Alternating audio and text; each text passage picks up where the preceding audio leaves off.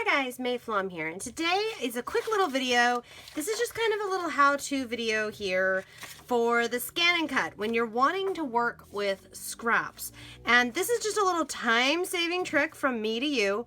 So when you're wanting to work with scraps, you can load as many kinds of paper onto your ScanNCut mat as you want. And I really do mean that. I mean, you can put all the papers in the world that you would like, as big or as small, as many as you can fit on here, you can use. Here are my suggestions though. Okay, so first of all, that was like the tear strip there, so I got rid of the tear strip. The first thing would be you want to make sure that any scraps of paper that you're placing on your mat are a similar thickness. Okay, so for example, we wouldn't want to put a super thin vellum with, say, a thick cardstock.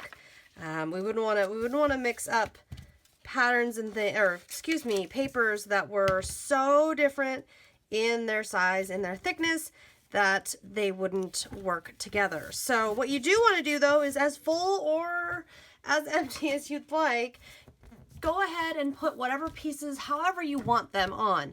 I like to do this step first, because then I can scan it into my machine and use that visual to help me pick my pieces and my designs that I'll use, which I'll now show you.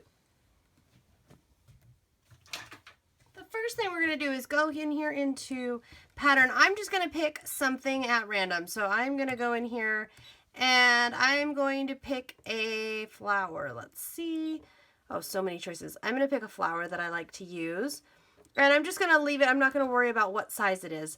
I'm just doing this so we can get in here into the screen where we can scan our mat. And what this will do is just kind of take a quick scan and take a picture of exactly what we've got and where it's at. So super quick. And now we can see, I can see exactly what I've got and what size everything is. I can also now place anything that I'd like. I could move it around, and that's exactly what I'm going to do.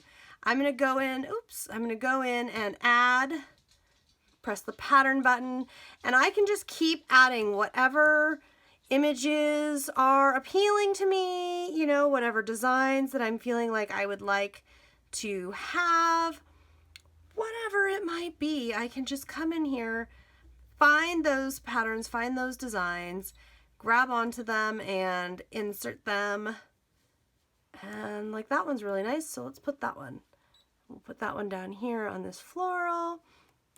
And a lot of times for this, when I'm trying to get rid of scraps, what I will do is come in here and I will pick things like a star or a heart.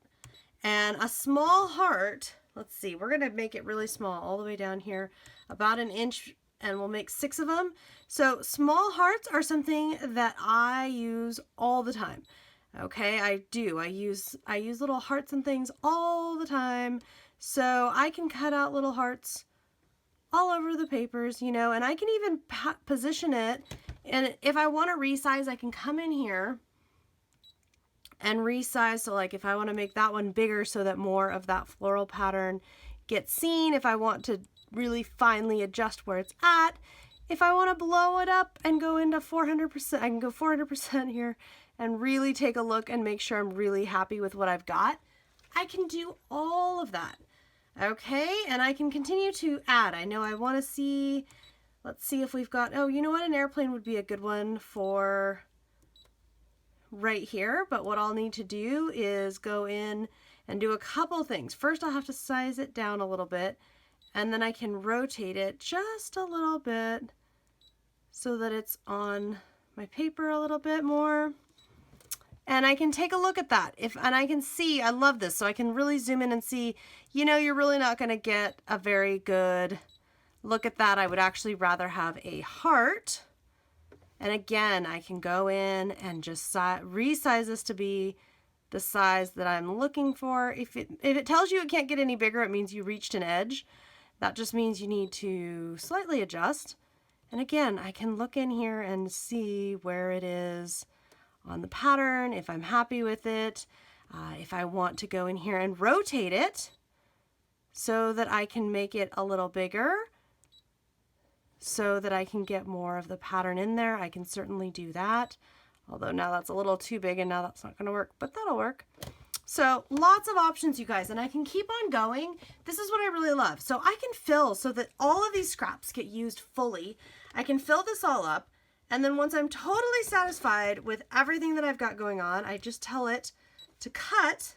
And because I've picked things that are all a similar weight, that the paper should all cut really nicely, I can just let it all cut out. Once it's finished cutting, you can lift everything off, unload everything. And this is what I absolutely love about this, is that maybe I don't have a use for all of these yet, but I keep pre-cut shapes, especially basic shapes like hearts. I keep them in a file so that when I am ready to make something and I'm just unloading everything. Oh my goodness, there's so much to love. I've got my flower here, and I've got my intricate design that I'll get gently removed here. So pretty, and I can't wait to get to some more crafting. I hope you've enjoyed this video showing how I use my ScanNCut to create my own little die cut treasures that I can store for future use or use right now while I have it out. It's always great to work in a batch. I sure do love that. All right, guys, I will see you next time. As always, if you have any questions, feel free to leave me a comment.